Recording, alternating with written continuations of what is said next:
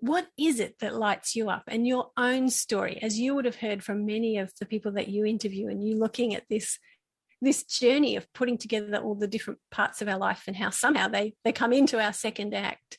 It's so true if you're thinking about art, that where you're from and what you like and the colors you enjoy and your personal style, it all finds its way in.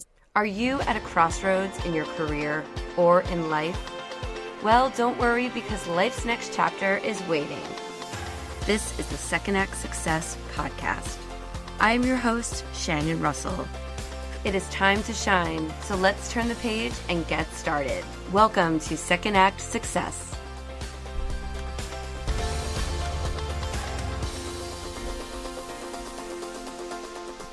Guess what? My first online course is launching this October. It's called the Second Act Accelerator, and you can add your name to the waitlist at secondactsuccess.co/waitlist. If you are thinking about making a change in life and starting a second act, then you've got to join this program. It's a 6-week course designed to help you map out steps to get you from where you are now to where you want to be. You'll get one-on-one coaching with me, plus weekly group coaching, self-paced lessons, and live workshops with experts to help you in areas like resume writing, crafting a perfect LinkedIn profile, and even branding and web design. You will also have lifetime access to our Second Act community, where we'll share ideas, give feedback, and support each other on this journey. Learn more and add your name to the waitlist so you will be notified when enrollment opens. It's all at secondactsuccess.co/waitlist.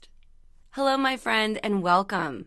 I have Fiona Valentine here with me to share her journey from teacher to a business coach for artists. We debunk the myth of the starving artist, as Fiona shares how art is meant to be shared and that there is money to be made. As someone who struggled to find time to paint and support her family, Fiona is here to tell you that you can make a career out of that hobby or side hustle of yours. She is proof. So let's get started and dive into the episode. Hello, Fiona. Welcome to the podcast. How are you? Thanks, Shannon. I'm great. I'm glad to be here talking with you and with your audience. Yes, I'm so happy to have you. So let's hear about your interesting past. Why don't you talk to me about where your journey began, maybe from high school or college, and then we'll go from there. Well, I dived straight in the deep end. I was planning on going and becoming a teacher and decided to take a gap year. So I went to Africa and was teaching children to learn to read. But things just took off while I was there. My stay was extended, and I actually met my husband. Then he followed me to Australia and we went back to Africa together a couple of years later. Life just kind of got fast-paced really quick. I ended up running a kindergarten in Africa. Then we moved to the bush. I had a baby. We were living in a mud house without running water or electricity. And life was just very different than, go to college and then maybe meet someone and then maybe get married. But I was really blessed in finding the right one for me early. And so that just kind of meant that I did things in a different order. One of the things that was really significant for my story during that time in Africa was I felt like my creativity was frivolous. I really pushed that aside. And after we came back to Australia, I had to spend quite some time undoing the damage that I had done and building a better idea of what creativity really means in everyday life for all of us, and particularly for me as someone who expresses my creativity in making art. Were you always creative as a young person? My mum, I remember sketching when I was quite young, and that interested me. My mum hadn't really pursued that, but she was a teacher and she enjoyed the arts. And so she always encouraged those pursuits. My dad was always really encouraging about anything that we did, whether it was playing the piano or making pictures or things like that. But I can remember as we were driving around Australia on one of those, take the whole family in a caravan and go away for months and months. I can remember looking at the view and thinking about farms for some reason and trying to draw them as a kid and being frustrated. Fortunately, when I was in high school, I had some really good training and I learned how to draw realistically, which I think is a really important thing for kids to do. So I had some skills, and that really, really helped my interest, because up to that point I was sort of getting frustrated that it wasn't turning out the way I wanted. Having an interest in art, did that lead you into want to be a teacher? Because that was your original goal right out of high school, is that right? Yeah, because that was modelled for me, and we were in a really small private school situation, and so I often actually helped my mum with teaching. So that seemed the obvious pathway, and creativity seemed like something I sort of did on the side. It was part of my teaching, but the art thing, I always meant to get back to it. But then I had kids, then I homeschooled my kids, and somewhere towards the end of that 9 years of homeschooling, I realized, wait a minute, I've done some gardening, I've done some quilting. I really want to get serious about painting. That wasn't until I was about 34. So you went on your amazing gap year. What brought you to Africa, of all places, for your gap year? Well, I didn't want to just do a holiday. I wanted to do something that made it some kind of impact. And the small school program that I was a part of, they started a program to send graduates overseas because in a way the curriculum we were using was almost like homeschool. They wanted those of us who lived it and breathed it as students to go to some places where they were working, to come alongside local teachers whose schools were wanting to pick up their system and show them sort of how it worked. There was an opportunity to go with a couple from Tasmania, a state just south of me, and help them. So my parents felt great about that because I had an older couple to live with, which is nice and safe. So it was just one of those things where you're looking and the perfect opportunity appears just at the right time.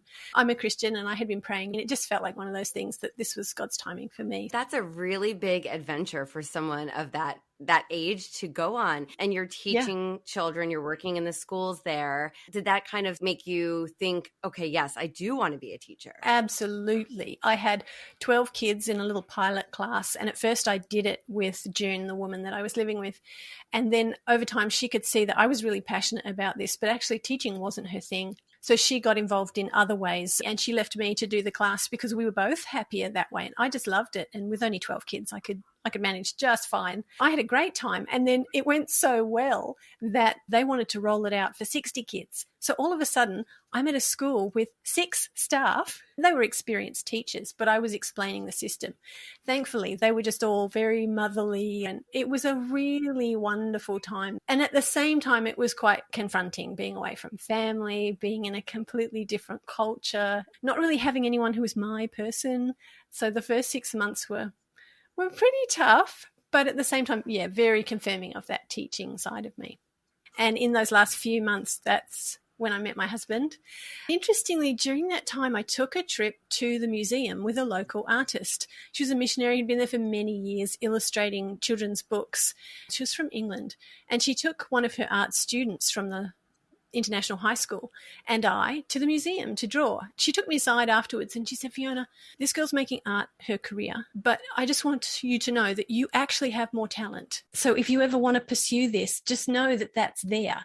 And I never forgot that. I mean, what a gift to have someone speak into your life. Just a significant moment, really, to realize your own potential, especially at that age. We just need people to speak into our lives, don't we? And tell us what they see. So that was just sitting there for, even as I went into the rest of my life, just sort of tapping on my shoulder going, you need to get back to this. And you've always been creative, but you've also really loved teaching. So are you sitting here kind of debating your next step? The next step for me was really going home. A little community that I was a part of back in Australia, they had a small independent school that was almost like homeschool. So I came home to Australia and started teaching there. And I loved it. It was just 4 kids at the time, and teaching them to read. I had a job and just I loved what I was doing. And then Mike came to Australia and we got married and just sort of kept going. But he has a medical background and he wasn't able to transfer his qualifications to Australia. So that made our early married life really difficult, and we decided we had to do something else. So we ended up deciding to go back to Africa because a position opened up for him to be youth pastor at a big international school there where we had been involved before. We went straight back to the same town where we had met.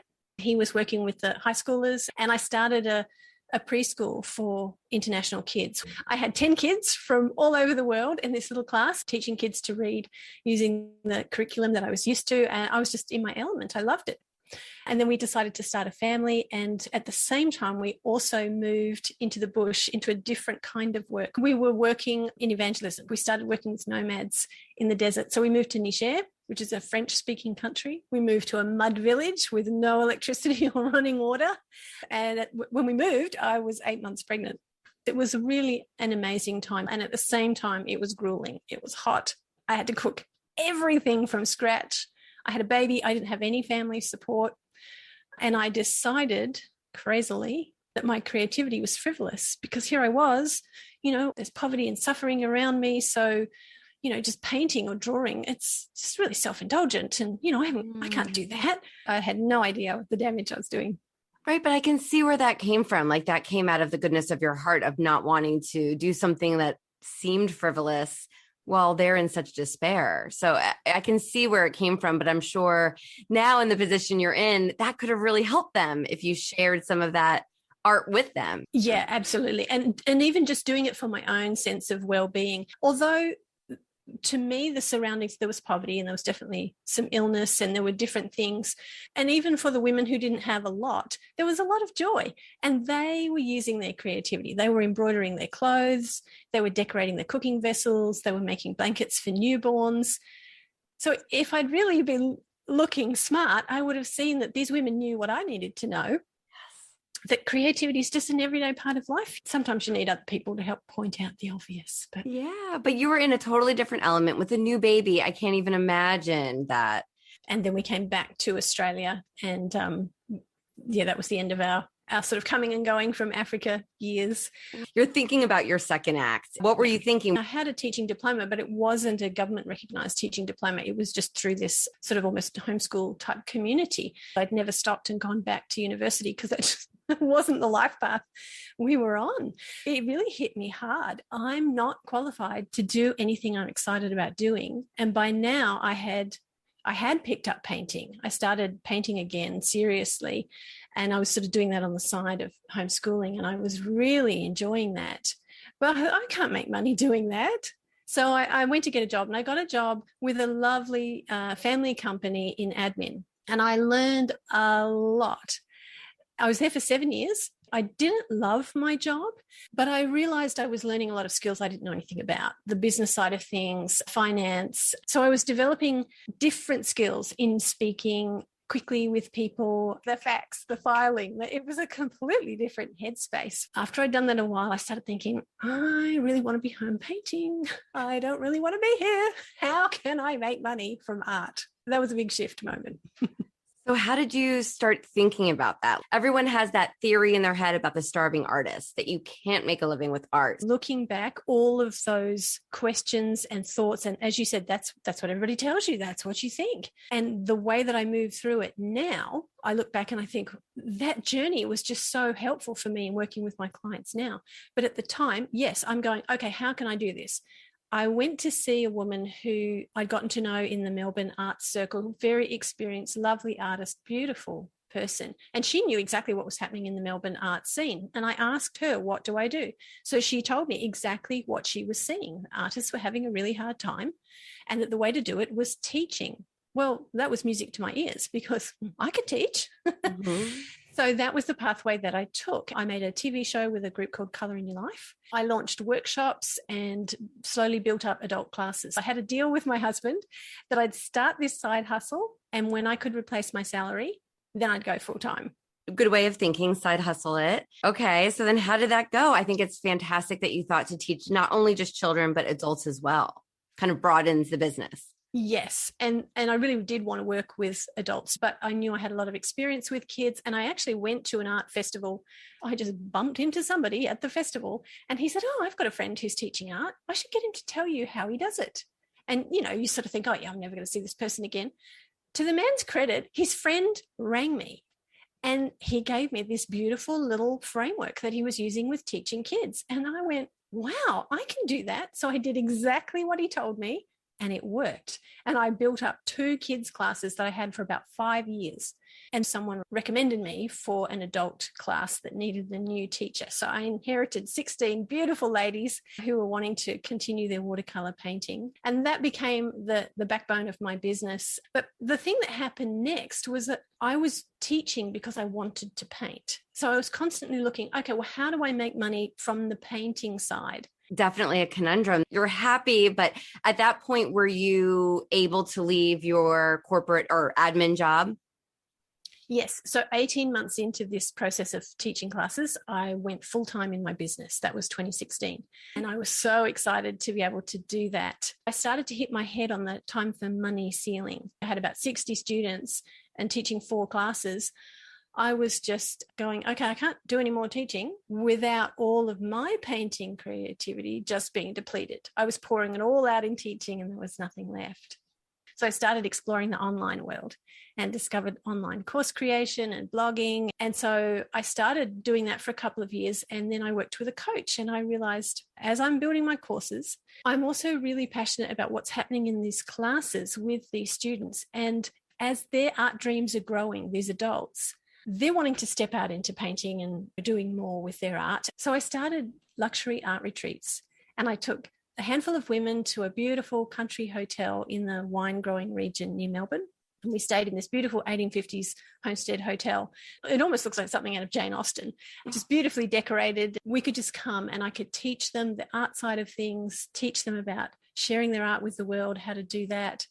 And I started to see the lights go on and people getting excited. And I realized this is what I'm really excited to do. Not just teaching the painting techniques, but I'm teaching them what I'm learning about selling your art in the online space. I've been doing these courses, working with a coach and discovering, it's not true that artists starve. I found plenty of them who are making plenty of money. It's just, we've got to change how we're thinking. They weren't thinking of themselves as artist entrepreneurs. You were getting inspired by your students and you're inspiring them at the same time. You're giving them ideas and then you're realizing this is fulfilling me and lighting me up. How cool is that to kind of be going through this experience together? Just seeing these sort of passions coming together and then COVID. So no more art retreats. So I'm scrambling like the rest of the world to figure out how to do life on Zoom, just pivoting like mad for 2 years because things just kept changing and we just kept getting into lockdown. During that time, I really had this light bulb moment that, okay, I'm teaching so I can paint more, but actually the teaching side of things, being able to do that in this bigger way where it's art and business and teaching, this coaching space, that's what I'm really excited about. So while I can't do all these other things, that's actually where I want to pour all my attention. I thought I wanted to do retreats full time, and that's just not possible anymore. But this is the other thing that I really want to do, coaching. And I'd already been doing, I'd started working one-on-one with artists, and the natural progression I had realized in all of my teaching classes, as soon as you teach people to paint, people come along and say, oh, I want to buy that. I was helping them with the business skills, already for probably about 5 years. And all this time I'd been selling art and having an exhibition and entering art shows and all that sort of thing on the side. You're feeling fulfilled as an artist while you're doing all of this. Yes. It was a real fight to make time to paint. Of course. Amongst doing the classes and doing the online learning. But just this light bulb moment for me was realizing the order of things. For me, it's not artist, teacher, and then, the rest of my life. It's teacher, artist, and then the rest of my life. I really saw with clarity, oh, wow, I'm not teaching so that I can then make art. I'm teaching, and it's art and business that are the areas that I'm excited about. And so that really gave me permission to go, okay, I'm not doing 6 different things. I'm doing one thing, and it's coaching artists. That's the thing that's really lighting me up. That's been really exciting to work with clients and to really develop that program that had come from all these years of my own art learning, my own business learning, my own online learning, and put it all together and seeing it work for people. It's been exciting. You're pulling from all these different chapters in your life to form this business. What is the business called? Tell us how the business runs today. I still operate under my own name, Fiona Valentine, and my focus is a business coach for artists. And my 90-day program is called the Profitable Artist Method. I take artists through a journey of strategy, looking at what it is they really want to do and ask them some big questions. How much time do you want to spend? How much money do you want to make? And what do you really love to do? And then once we figured out what they're going to do so that they're not, making $3,025 products that they're trying to sell online, but they're realizing, wow, I could make $3,000 products and that's a lot less to sell. Those kind of epiphanies are happening. Once we've worked the clarity piece out, then I help them with their creativity and we streamline what they're creating so that it's efficient. Some artists are afraid to do this. They're afraid to focus like it's going to limit their creativity, or there are feelings that, well, am I just selling out, becoming commercial? So that's an exciting step. And then the third step is connection. And that's where I help them with their website, email, and social media to bring together this ecosystem so that they're connecting with the people who love what they do and can't wait to buy it. Are your students people who find you because they want to eventually make money from their art and they just need to know the steps to get there? Once people have been making art for a while, they realize art's like a conversation. If you're an author, you don't write books that nobody will read. No, we write books knowing that there's a reader on the other side. And art is the same. It's meant to be a viewer. And whether you meet that person or not, it's a really important part of the feedback loop, that you know that your art's going out into the world and it's doing what it's made to do. It's bringing joy, it's bringing beauty, it's bringing meaning, it's bringing purpose, it's communicating a message. Maybe it even ends up in a healthcare environment where it's bringing calm to people in trauma.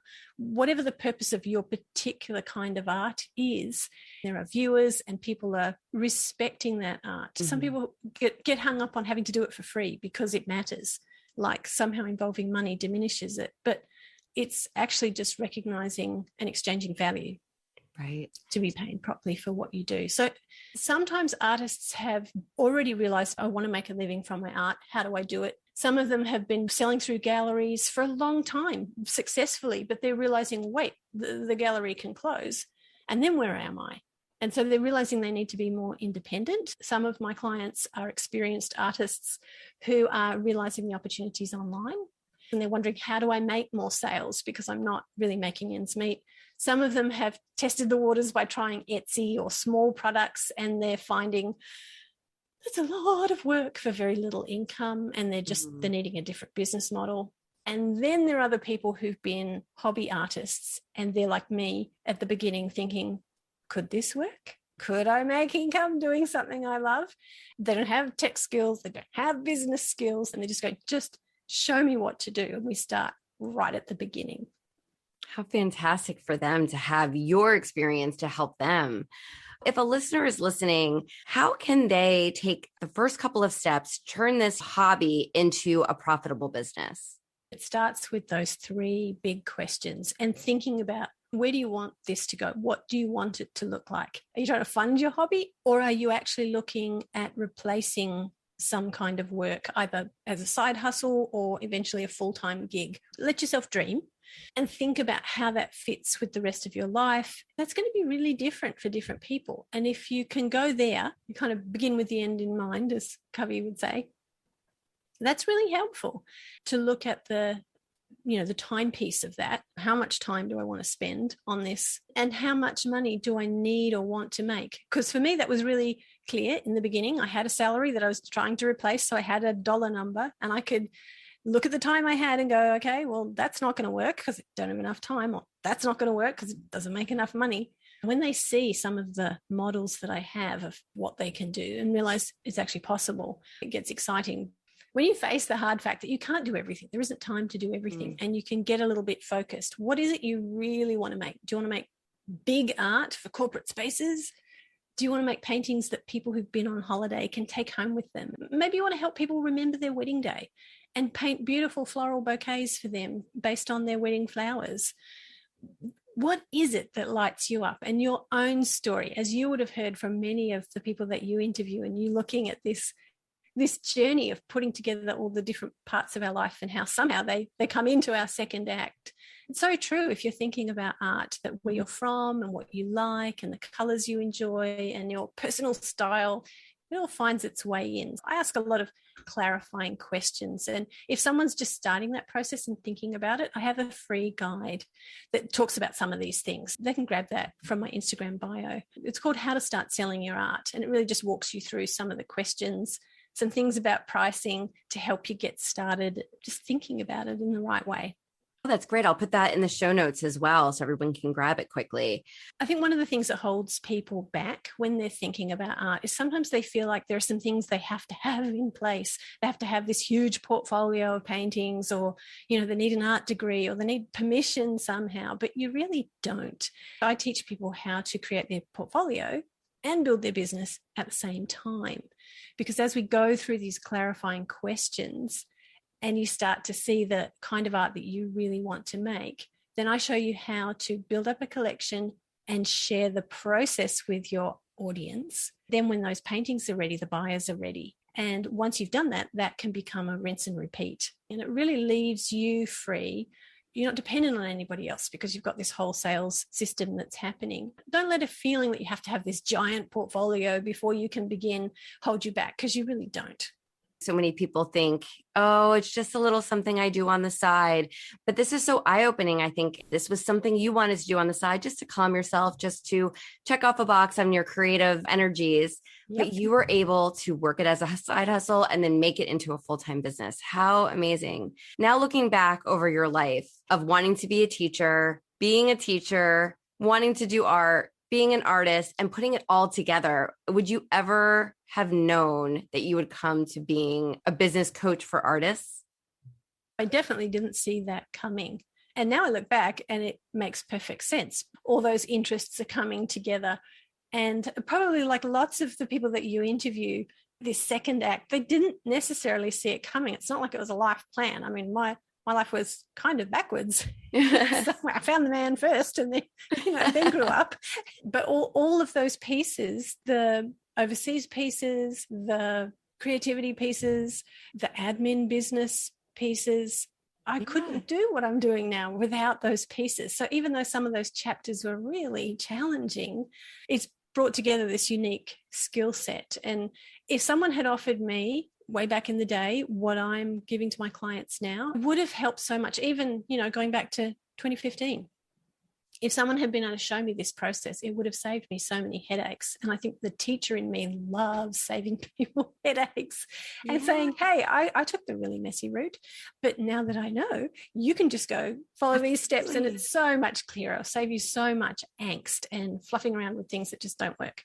Right. You need that. You need that framework, and you save other people time and money in the process.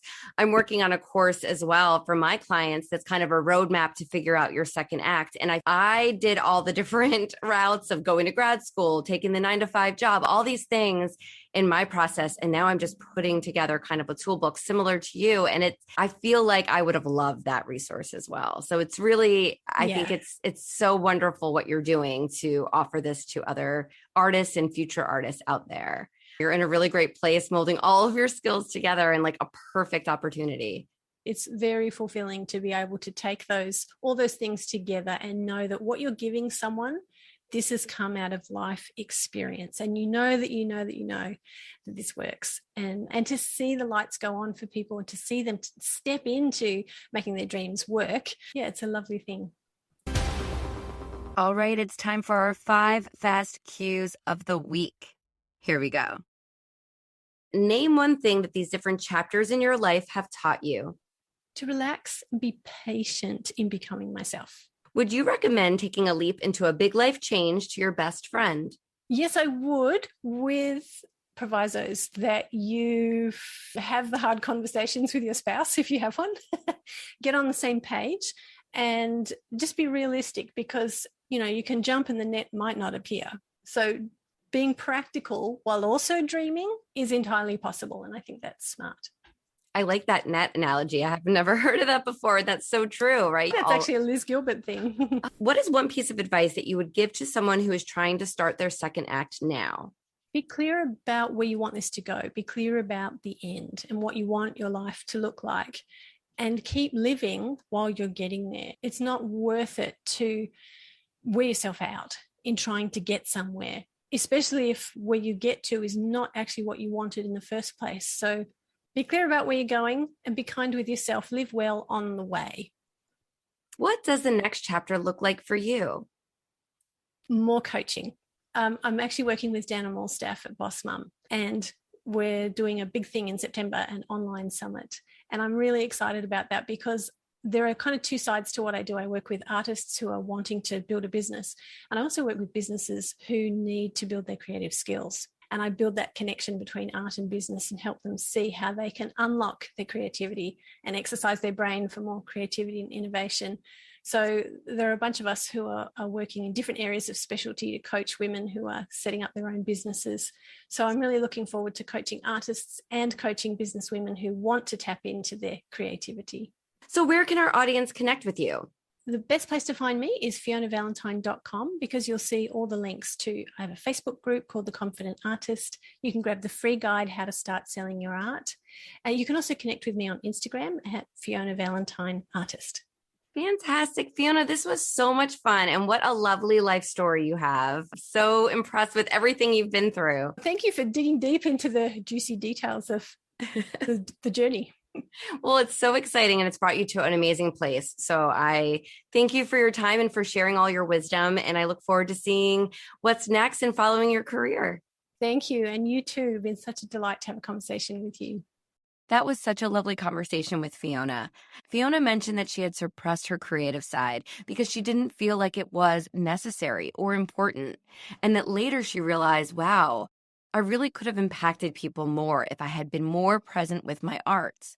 I found it really interesting that she made a plan with her husband on how she could work and bring money into the family, but also work on her painting on the side. She looked around her community to find a need. And through that need, she built a business. And through that business, she realized painting and art was only a part of what she longed to do. She learned a lot about dealing with people and clients and the admin side of business. Then she put it all together. And what did she create? An amazing company where she teaches artists that they are valuable and that they can make money from doing what they love. Definitely a lot to take away here. I think the main thing is the importance of doing what you love. Dip your toe in, do it a little bit on the side while you're working and making a steady paycheck. Don't let your passions and what you truly love and what lights you up fall to the wayside. Always be working on it a little bit here, a little bit there, and then it will grow. And if you keep at it, you will find a way to let that prosper. If you are an artist and you love your work, but you're not sure how to really, truly make it into a money-making business, then reach out to Fiona. She has done it, she has the tools to help, and she can be found at FionaValentine.com. Thanks for joining me. I hope this was inspiring. Keep that glimmer of your creativity alive and knowing that is not something to be pushed aside no matter what. Go out into the day and make it a great one, and I will see you next time on the Second Act Success podcast. Thank you for joining us. I hope you found some gems of inspiration and some takeaways to help you on your path to Second Act Success. To view show notes from this episode, visit secondactsuccess.co. Before you go, don't forget to subscribe to the podcast so you don't miss a single episode. Reviews only take a few moments and they really do mean so much. Thank you again for listening. I'm Shannon Russell, and this is Second Act Success.